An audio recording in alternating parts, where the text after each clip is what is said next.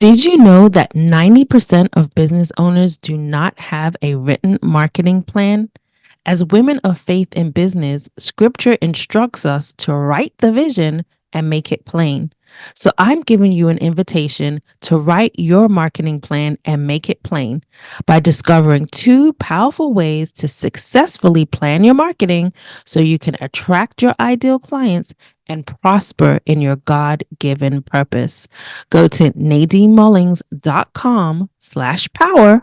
That's nadinemullings.com/power to get started on your marketing plan so you can start attracting your ideal clients in the marketplace.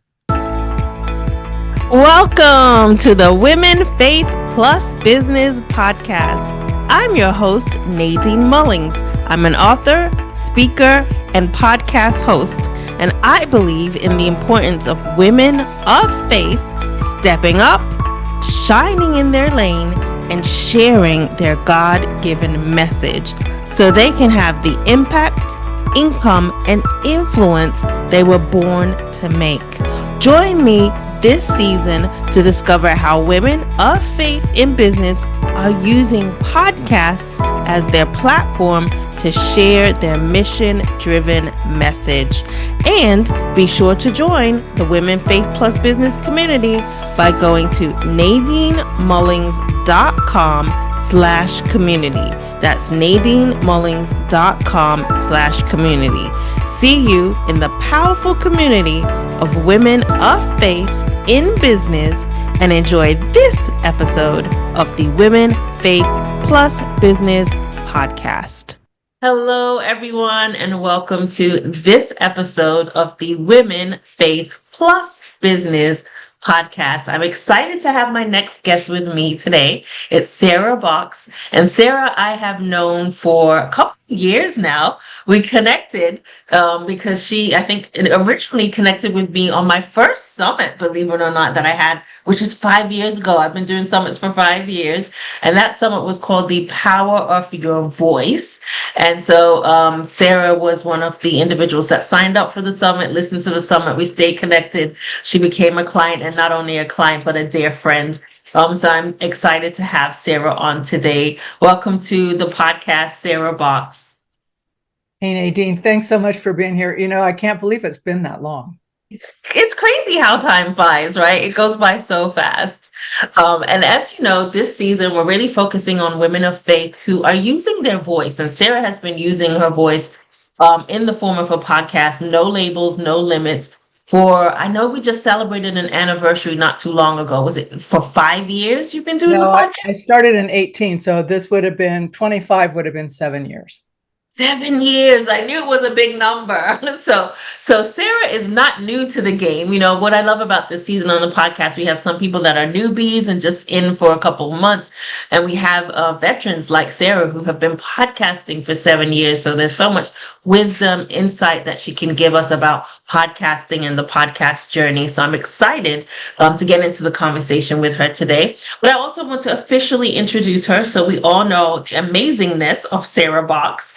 So Sarah Boxx is a strategist, a coach, and a lifelong learner who has built her career on making bold pivots, even when they weren't convenient. With more than 3 decades in the nonprofit sector, she has walked alongside leaders and organizations, helping them rise, navigate change, and align their actions with clarity and purpose. So important. Known as the strategic spark plug. Well, I like that. That's different. Strategic spark plug. Sarah brings together her expertise in leadership coaching, organizational development, and storytelling to create meaningful change. Her greatest strength is listening beneath the noise to what truly matters, hearing not only the words, but the hearts behind them. Oh, I love that so much. From there, she supports others in taking practical, aligned action that moves them towards their vision. Throughout her journey, Sarah has been blessed with mentors, colleagues, and communities who have shaped her perspective. She often credits some of her most profound lessons to the steady companionship of her dogs and the intuitive wisdom of horses. Reminders that listening, patience, and presence are at the heart of real leadership. Welcome to the podcast, Sarah Boxx. Thank you so much. And I'm super excited to be here with you, Nadine.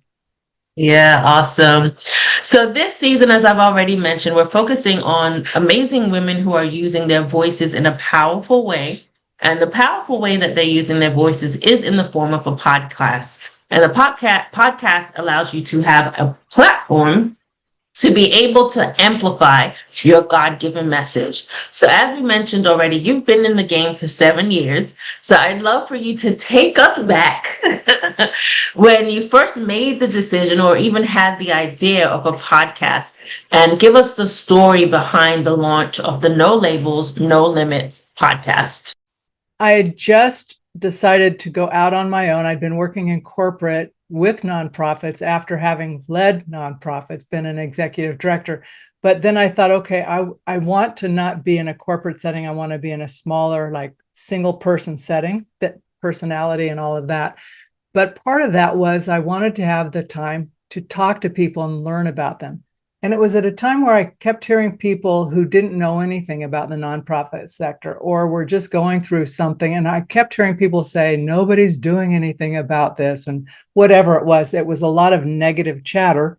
And I thought, that's not accurate. I work with people every day who are amazing people, but they're regular people. Like they're the people who might live down the street from you, but they're doing amazing things, but they just consider it their life. So I wanted to start No Labels, No Limits, No Excuses for a twofold reason. One, so that people who have an idea quit labeling themselves as not ready, not able, or they'll wait till the right time. So no labels, no limits, no excuses, but also to elevate others through listening to their stories to say, oh, I get that. I was there. I could do it. They did it. I did. And then usually the guests always have some practical, steps. I have been amazed. I mean, that was my intent starting out. Now, I didn't know if it was going to work or not, but I will tell you, after 420 some odd episodes, there's really not a person who hasn't had some sort of personal transformation along the way. And the common thread is they want to share it with others. But there's always been that piece where they've thought, well, I'm not sure, but I went anyway. And I can relate to that in my own life. So that was my intent. I did not know how many episodes would be done. I certainly hadn't planned this far into the future, Nadine. I thought, well, let's just see how it goes. I didn't really know much about how to do it, so I got some coaching, and the rest is history. I used to edit everything myself, record and all of that. And then since I haven't, more AI, more convenience, and other people who've come into the field make that easier as well. Yeah, I love that. So I know you didn't really have a vision that 7 years down the road, you'll be continuing the podcast, but there's a reason why you continue with the podcast, right? You wouldn't be sitting here 7 years after you decided to launch it and continue. What is the thing that keeps you going? Why in year 7 have you continued the No Limits, No Labels, No Limits, No Excuses podcast? What's the thing that keeps you going? On a selfish level, it's getting to meet people I would never get to meet otherwise. People from around the world, people who reach out and say, I have a story I want to share. And it's very uplifting to learn of people and then to be able to rebroadcast and share with other people. The other reason is I'm stubborn. It's like, Sarah, come on, it's not a big deal to do it. There's great people out there. People are reaching out. It's actually easier to do now than it was when I started. And I haven't lost interest. I mean, there have been times in business when things have been slower. I thought, well, you could stop doing the podcast. That's the one thing I've gone, no, not stopping the podcast. I'm going to keep doing the podcast. So I imagine I will keep doing the podcast for some time to come. Yeah, I love that. I love your honesty about being stubborn. You're like, I'm stubborn, so I'm continuing on this path. But I think at the end, I think at the center of it is the joy. Like you wouldn't be doing it even if you're stubborn, if you hated it, right? Or you didn't enjoy the conversations, or if you didn't enjoy the connection. So there's obviously some sense of fulfillment that you get when you do the podcast, right? Well, think about it. You do a lot of podcasting. I'm going to imagine you may be different, but there are days like I'm just not there when I start. So I start, I'm thinking, oh, I just don't have it in me. I'm tired, whatever. Maybe something bad just happened. But I get centered. I do my own little prayer. And then I start talking. And all of a sudden I'm thinking, oh my God, this is what I was supposed to hear today. It was the message that came to me that I know is going to come to others. And I was Yep. laughing with my guests even before we hit record. Half the time we Yep. dive deep first. And I walk away feeling very lighthearted. And I think, okay, perfect. That now will carry over to other people who I'll never know. Yep. It's likely I won't ever meet them, but I know that message is going to touch someone else. Just knowing that I'm able to be a conduit for others is a big Yeah. for me. Yeah, no, I agree with you. If I'm transparent and honest, I may have had that feeling this morning. Like it's like I have back-to-back recordings today, and I personally things going on, different things, and I was like, am I really in the mood? But once I started with the first person, then the next person, I got energized, and I was like, I really love this. I really love the conversations and the impact that we can make just from talking and sharing, and how that can impact other people. So I am curious, as you know, of the 7 years, all the episodes that you've had, what stands out as maybe a theme or a pattern, or things that tend to come up throughout the years, that continue to come up when you're thinking about no labels, no limits, no excuses? What have you noticed as that pattern in that 7 year journey with people? Most of the folks, not all, but most of the folks will say they hit a low, or there was some point at which they'd been thinking about doing something, but they were waiting. They were waiting, and then something else happened, and then they were called. It was like, now's the time, either now, or if you don't act now, you may never act, right? It's like it came an awareness to them that this is the time. You're going to go all in. In fact, the guy I interviewed last week, he said, I just figured I'm all in. If I'm not all in, I need to stop the thing he was doing. But it's that commitment all of a sudden to go, I'm here. I'm here for a reason. I feel it. I know it. And now I'm going to move on it. Now, that sounds pretty easy, but a lot of folks can relate to like feeling that, but not being able to hear it or know, like, am I making this up? Should I do it? And then the clarity comes. So that's been a common kind of experience for folks. Some have come from the corporate world, some have come, they're homemakers, right? And then all of a sudden something changed in their life and they did amazing things that they hadn't anticipated doing. Or some people made just huge shifts in their life. One woman, like one day everything was great, the next day her sons were both killed, right? And then her life changed on the dime. Now that sounds really tragic, and it was really tragic, but it changed her, and she's doing other work with other people now as a result of it. So I think it's people who make the best out of challenging situations and rise above, but then want to share those stories with others. Yeah, I agree with you. Those are some of the most powerful stories, when people can overcome such tragic situations and then use it as lessons to help other people. They're not stuck in their grief. I'm sure they have a season of it, of course, or maybe even it's a lifetime journey, but they're using it for purpose, right? Like one of the podcast guests talked about repurposing your pain, and how we repurpose the pain to help others and help them get through their situation. So I love that that has been a pattern or a theme that you've seen in a lot of the guests on your podcast. That, and also I find people to be really honest. Mm, The one thing is, like, everybody will say, this is what I want to share. But then I'm listening, I'm going, that seems like it's not quite what you want to share. mm, There's something below that. So, but I really just listen. And I've asked, this one therapist was on there and she did amazing stuff. But then I asked her a question. And when the podcast was over, she says, nobody has ever asked me that question before. Why did you ask me that? And I said, it begged something she had said, right? It's like, mm, I'm listening. Please guide me in this. mhm. And I'm going, oh, that's the question. But it shifted the interview, you know. Yeah, yeah. I But love that.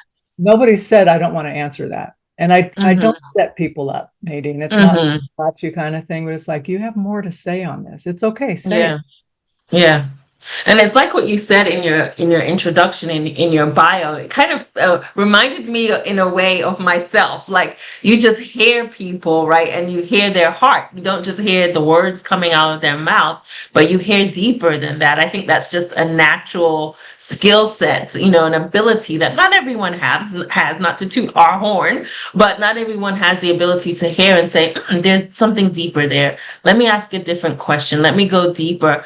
And that actually pulls it out of them in a way that they didn't even realize themselves. So I love that, that's a part of the work that you do, and your natural gifting. And of course that shows up in your podcast. So you're able to pull that out of your guests, so that's awesome. I know we're here to talk about no labels, no limits, no excuses podcast, but you did also launch another podcast recently, and I feel remiss if I don't mention the new podcast that you launched, and to tell us a little bit about that and why you felt the need to launch that one and then still keep no labels, no limits, no excuses, because you may have listeners or people listening that have different topics or different things, and they're like, well, is 2 podcasts too much, or should I even do this? So I'd love for you to share your story, as it may be like an inspiration or an example for them. So what's the name of your other podcast that you launched, or what was the reason why you decided to launch the second podcast? The name of it is Nonprofits Today.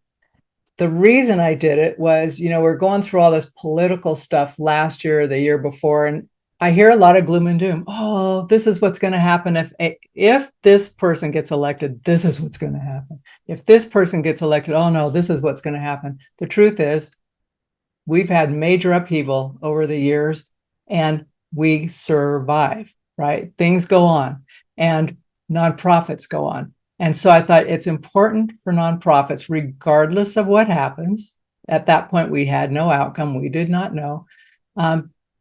I felt this is it's biased, but it's biased based on experience and having been in those positions, that my feeling is nonprofits often think when things are going good, they will always go good, right? Oh, our bank account's good. We're able to do this. We have donors. And so the building of sustainability and getting prepared for when the season is dormant and not freaking out about it is important. And I thought, who best to tell and share their stories than other nonprofits who have either faced major shifts, gone through huge remodels, reorganizations. So I wanted to do a special, obviously they're interesting for anybody who's in a business situation, entrepreneur or corporate, who wants to think differently about being ready and prepared without freaking out. Because when you go into crisis, the people you're serving need you to be centered and focused. And if your nonprofits are a business model, so if you can't be centered and focused, you're not delivering the best to the people you're serving. So that was my impetus for doing it. And we were going to only do like 8, but we did some more. And now we've got our first season done, and I'm going to be doing another one. But the guests have come on, Nadine, and shared things. They've all gone through either major upheaval during COVID, or before that in 07, 08, when we had a huge downturn there, or they're anticipating what's happening, could be happening 24, 25, 26. And there have been some they're mostly executive directors. I've had a couple of people who are board members on there as well, but they've really talked about what it's taken, the honesty that it's taken, the fortitude, but also they've all said you just have to, they really come from a kind, open-hearted place. And so that's been really great. They've been great interviews. And I've been inspired. I've been inspired by spunkiness and stubbornness and just downright great business thinking and hopefulness. And I think that's the main thing. I asked this one gal, I said, so what do you do when people say the sky is falling? She goes, you know what? My big advice is once you get a little bit of money in your nonprofit, put it in assets that you can sell. She goes, they have a tight budget. They're not extravagant. She goes, but when we get extra, we invest in things that have value. So if we have to sell, we will have things and we can continue our services. So it's really those tips and real life experiences that I feel can help an executive leader or a board member think differently if they're in a sticky space in their nonprofit. So that was the impetus, and that was season 1. And then I'm going to continue and we'll do another season coming up. I love that. So now I'm curious as to, I've heard people also on their podcast do things like series, like the No Labels, No Limits, No Excuses nonprofit series, where we're focusing just on nonprofits on this part of the podcast. But you chose to create a whole separate podcast, and you decided to keep No Labels, No Limits, No Excuses alive too. So what was your reasoning or thought process in creating a whole separate podcast versus having like a series under No Labels, No Limits, No Excuses? And then, as you talk about season 2 for the nonprofit podcast and saying that you're not giving up No Labels, No Limits, No Excuses podcast either, how are you balancing the two podcasts? So the balancing part isn't difficult because we try to have stuff quote unquote banked for the future, right? So we've done on No Labels, No Limits. We changed our schedule a little bit. So we'll do some best of episodes in between and then some brand new ones. And so we've got that covered so that I could actually dive in and do the Nonprofits Today podcast without being, like you're saying, on this batching everything day where you're just, I've learned that I can't do back to back to back because my last person of the day doesn't get my best stuff, because I'm like too much in my head. So that was the reason how I manage them. So that part has not been difficult. It was just saying, manage your calendar, offer these days for interviews to this group, these days for interviews to other, and people can schedule on my calendar once they've filled out stuff and gotten the link. So that's pretty passive. We discussed putting them in as a series in No Labels, No Limits, but we weren't sure how it was going to roll, and we still aren't. The Nonprofits Today launched in May, so it really is fairly new, and we haven't really done a lot of extra promotion on it yet. So we wanted to test that on its own to see, is that something that would be of more value going forward, or should that get blended in the future to a series within No Labels, No Limits? Because certainly there's some overlap in No Labels, No Limits. But really, it's a test. Well, I do a lot of that in life. It's like, well, let's test it and see how it works. It didn't change much on our end other than creating a new channel within YouTube and Acast for that. So it hasn't been difficult. It's the same process. The back end is the same. They're just going different places, but we'll see. I'm curious to see how it goes, Nadine. Part of it's just test. Yes. And I think that's perfect and a great example for others. Hey, if you're not sure, test it. If you're not sure whether you want a separate podcast or a series, test it. Put the series within your podcast, or if you have the bandwidth, the capacity, the structure, the schedule to have both, do it both, or however you feel led. Because sometimes we're led, like sometimes we may have a conviction or confirmation. This is the way you need to do it. So you go with that, right? Despite what others may think on the outside. So I love that you mentioned that sometimes in life it's just about testing things, right? Because those are definitely viable options. You could potentially, many people have come on and talked about doing series on their podcast, and other people have talked about, I think you're the first one that has 2 podcasts right now. But there's different ways of doing it. So you test, right? Well, I've watched other podcasters test things, and I think, so that gave me permission, right? I'm thinking, because I really like their podcast, and now they're doing this or that, that worked out well, That would fit. So a lot of it's learning, observing, and then going, oh, that's my personality. That would work for me to be able to do that. There are people who are just really hard driving people. And I can do that, but it comes at a big cost. And I'm not doing the cost anymore. Yeah, no, I understand. You have to know what works well for you, for sure. What works well for you, for sure. There was something that you just said that made me want to ask you something, but it escaped me. So hopefully it will come back. But I'll go on to the next question I have for you, which is, now we're going back to No Labels, No Limits, No Excuses. Of the 7 years that you've been recording, the over, what did you say, 400 and something episodes? Is that how many episodes? I think we're like 420 something now, yeah. 420 or so episodes. And this is probably going to be a difficult question because you have a huge catalog. But I always like to inquire as to, what is the one thing that you desire for someone to take away from your podcast? So if they listen to one season, one episode, or they binge listened and they're a big, huge fan of your podcast, what would be that one word, one phrase, or maybe one thought that you would love for them to get from the No Limits, No Labels, No Limits, No Excuses podcast? That they can. Whatever they're trying to do, they can at least move forward on it. And they will learn something. That's really, for me, that's something always, even when I was a kid, Nadine, people go, I don't think I could do that. And I'm thinking, I'll go with you. I don't want to do it. I'm scared, right? I don't want to go, but I'm thinking if I at least say I'll go, there'll be two of us. So I just want to be that person who, through other people's stories, frees somebody from being stuck in what they're afraid of or think they can't do, and they never start, because what we don't start is what really gets lost. I love that message. Always understand and know that you can. You can. So get started. It's kind of like just do it, right? You can, so get started. Well, So it the may other, turn out totally different. You can't, I didn't know. Maybe the podcast tanked and I would have hated it, but at least I would have like tried it. I you wrote have a to book try. on it. Not great. Yeah. It wasn't my best, but I would do it again. But I Right. want to know, Yeah. could I do it? It's one of those things. Yeah, yeah, and you learn from movement. If you just stay stuck, you're not learning anything. So you have to move, you have to do the things in order to learn.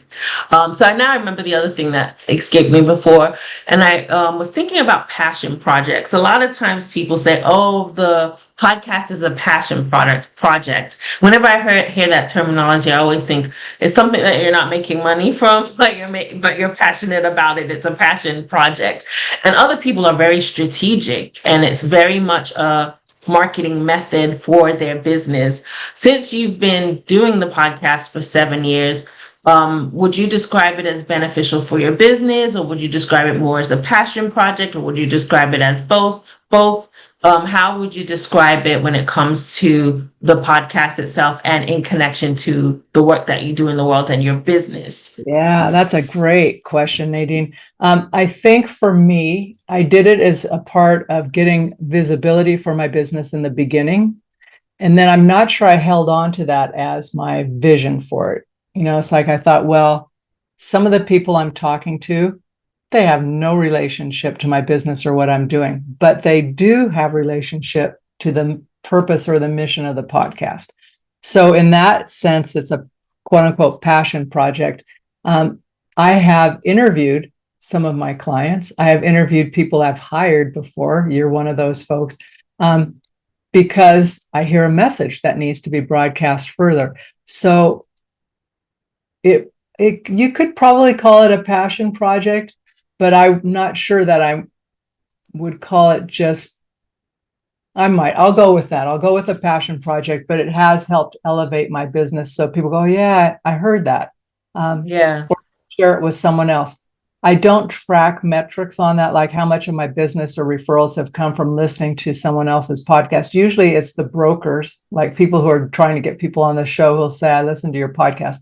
But I've decided that those metrics aren't necessarily the ones I'm going after. It's with the conversations, what I hear later about, oh, I listened to this podcast. This was your guest. And this is what I took from it. And it was so powerful for me. That's the better metric for me. Yeah, what I'm hearing is the impact is the metric that you're more concerned about. Whether it's an impact for one person, 10 people, or 100, the impact that that message is having, rather than the metrics, right, is what you're most concerned about. And it's a passion project that allows you to have visibility and potentially get business from it. But at the heart and at the root of it, you're passionate about sharing those stories, sharing those messages. That's at the core and the root of the podcast. So I love that. As a totally overused, we go through times where everybody's talking about one thing or another thing, but in a total sense of it, it's really a way of building a community of people, but it's not it's a different kind of community, but, and there have been podcast guests that I'll say, hey, do you know so-and-so? No, I said, so similar, you should reach out. And they found out they actually used to live on the same street in Hamburg, Germany. Wow. One of them lives, Wow. one of them Yeah. lives in the Dominican Republic, right? Nowhere, but they were within 50 houses of each other and never knew each other. Wow. That's I mean, amazing. that's intervention. Divine intervention for sure, for sure. That's awesome. So, if anyone wanted to listen to your podcast, whether they want to listen to one episode, listen to all 7 years of the show, what would be the best way for them to listen to the podcast? You can Google No Labels, No Limits podcast. You can do that. You can go to my website, sarahboxx.com. We have a media page that has both of the podcasts there with a hyperlink to the shows off of the page. So the easiest way is just either put in No Labels, No Limits podcast.com. It's in there. And then Nonprofits Today podcast. Or Gotcha. yeah. Yeah, so Google it. That's always a good way to get to things. Google it, and then you can find the links to the various platforms, also to her website, and you can listen to the episodes. Now, what's the best way for people to connect with you and the work that you do in the world? So I'd love for you to share what you do, how you help, and then how people can connect with you specifically. So beyond the podcast, I've been working for too many years. I've been in the nonprofit sector for a long time. So since the early 2000s, I've been consulting with nonprofits, and I continue to do that on a smaller basis, fewer clients each year by intention. The best way to get a hold of me for that is to email me, sarah@sarahboxx.com, and just shoot me an email about what your question is. If you need to have a chat, if you want to have a conversation, I will reply to you. There's a link in my email that you can go and grab a time. If you want to have a 15 or 20-minute conversation, I'm happy to do that. I have people who do that because they've taken the Enneagram test and they want to chat about that. So the website probably is the best place to go if you want a bunch of the information, or just email me, sarah@sarahboxx.com. Awesome. I love it. So connect with Sarah. She's amazing. She's awesome. She's doing great work in the world. Whether you're a nonprofit or an individual that needs to take a deeper dive in the Enneagram and your numbers. And I know that's something that people really go deep into, how they can be aware of themselves and to better themselves in personal development. So she also helps with that. So be sure to check out her website for that information too. Thank you so much, Sarah, for being on the Women, Faith Plus Business podcast. Did you know that 90% of business owners do not have a written marketing plan? As women of faith in business, scripture instructs us to write the vision and make it plain. So I'm giving you an invitation to write your marketing plan and make it plain by discovering 2 powerful ways to successfully plan your marketing so you can attract your ideal clients and prosper in your God-given purpose. Go to nadinemullings.com/power. That's nadinemullings.com/power to get started on your marketing plan so you can start attracting your ideal clients in the marketplace. Thank you for listening to the Women, Faith Plus Business podcast. I hope this episode has been insightful and inspiring and has offered you an opportunity to take action to transform your life and your business. Wherever you are listening, be sure to rate and review the podcast and also subscribe to get the next episode right in your inbox by going to womenfaithandbusiness.com to join our email list.